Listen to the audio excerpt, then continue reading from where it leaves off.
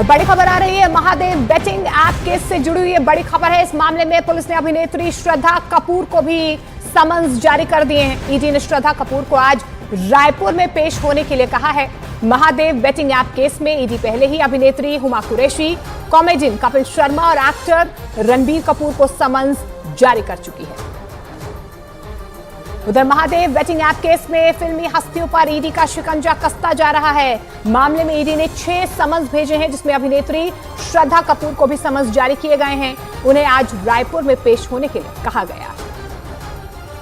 हालांकि अभी तक ये साफ नहीं है कि श्रद्धा कपूर आज पेश होंगी या नहीं। इससे पहले अभिनेत्री हुमा कुरैशी और कॉमेडियन कपिल शर्मा को समन भेजे गए। दोनों से बेटिंग ऐप केस में पूछताछ की गई। अभिनेता रणबीर कपूर को पहले ही ईडी समन्स भेजकर पूछताछ के लिए तलब कर चुकी है। रणबीर कपूर ने पूछताछ में शामिल होने के लिए 1 हफ्ते का समय मांगा है। रणबीर कपूर आज उपस्थित तो हुआ नहीं, लेकिन उसने ईमेल के माध्यम से क्या कहते हैं इल्तजा की है, एक रिक्वेस्ट किया है कि वो आज नहीं आ पाएगा, उसे 1 सप्ताह का समय दिया जाए। सूत्र बता रहे हैं कि हिंदी फिल्मों के लिए कलाकारों का नाम महादेव बेटिंग ऐप केस में आ सकता है। तो महादेव ऐप केस में लगातार फिल्मी हस्तियों को नोटिस भेजे जा रहे हैं। अब तक 5 सितारों को समन्स भेजने की जानकारी सामने आई है। तस्वीरों के जरिए हम आपको बताने की कोशिश कर रहे हैं। ईडी के रडार पर ऐसे अभी कई सितारे और हैं जिनको आने वाले वक्त में नोटिस भेजा जा सकता है। इन सितारों पर आरोप है कि यूएई में हुई महादेव बेटिंग ऐप के प्रमोटर की शादी में इन्होंने परफॉर्म किया था, जिसके लिए इन्हें कैश पेमेंट की गई थी। ईडी को पेमेंट में हवाला कनेक्शन होने का शक है। तो महादेव बेटिंग ऐप मामले में मुख्य आरोपी सौरभ चंद्राकर की शादी में जिन 14 हिंदी सिनेमा के कलाकारों ने परफॉर्म किया था, सूत्रों का दावा है कि उन सभी 14 कलाकारों को ईडी जल्द ही समन्स जारी करने वाली है। जांच एजेंसी को शक है कि शादी में परफॉर्म करने वाले इन सभी सितारों को कैश पेमेंट किया गया था। शादी यूएई में हुई थी और इसी शादी में तकरीबन 200 करोड़ कैश खर्च होने का अनुमान है। कुछ दिन पहले ही ईडी ने महादेव ऑनलाइन ऐप मामले में मुंबई, भोपाल और कोलकाता में बड़ी छापेमारी की थी। आरोप है कि मुंबई में हुई छापेमारी के दौरान पता चला था कि हवाला के जरिए करोड़ों की रकम दुबई ट्रांसफर की गई थी।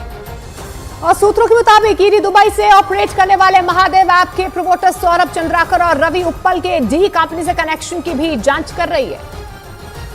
एजेंसी को शक है कि चंद्रकार और उपल दाऊद इब्राहिम का बैटिंग बिजनेस संभालने वाले अनीस इब्राहिम और कराची में बैठे उसके अन्य गुर्गों से भी ताल्लुकात हो सकता है। यहाँ ये जानना अहम हो जाता है कि महादेव बैटिंग ऐप भारत में पूरी तरह अवैध है और इसके कॉल सेंटर नेपाल, यूएई और श्रीलंका में है। भारत में अवैध तरीके से महादेव बैटिंग ऐप का पूरा खेल छत्तीसगढ़ के रायपुर से चलता था, जिसमें अवैध तरीके से सट्टेबाजी होती थी। फिलहाल महादेव बैटिंग ऐप मामले में मुख्य आरोपी सौरभ चंद्राकर के खिलाफ लुकआउट नोटिस जारी किया जा चुका है। सूत्रों के मुताबिक आरोपी सौरभ चंद्राकर फिलहाल दुबई में छुपा बैठा है।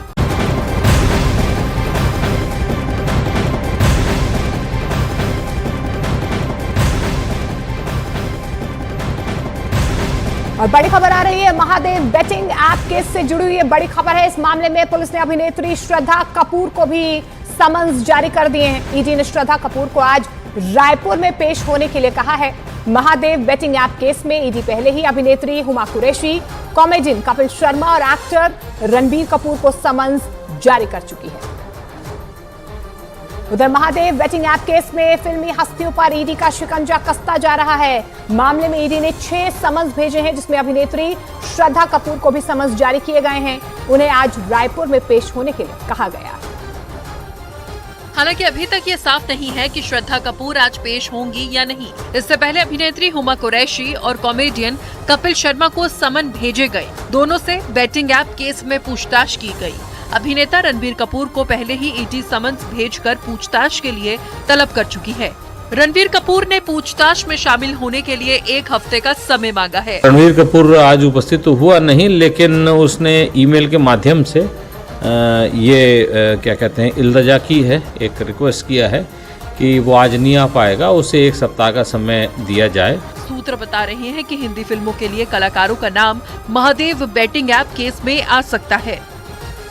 तो महादेव आप केस में लगातार फिल्मी हस्तियों को नोटिस भेजे जा रहे हैं। अब तक 5 सितारों को समन्स भेजने की जानकारी सामने आई है। तस्वीरों के जरिए हम आपको बताने की कोशिश कर रहे हैं। ईडी के रडार पर ऐसे अभी कई सितारे और हैं जिनको आने वाले वक्त में नोटिस भेजा जा सकता है। इन सितारों पर आरोप है कि यूएई में हुई महादेव बेटिंग ऐप के प्रमोटर की शादी में इन्होंने परफॉर्म किया था, जिसके लिए इन्हें कैश पेमेंट की गई थी। ईडी को पेमेंट में हवाला कनेक्शन होने का शक है।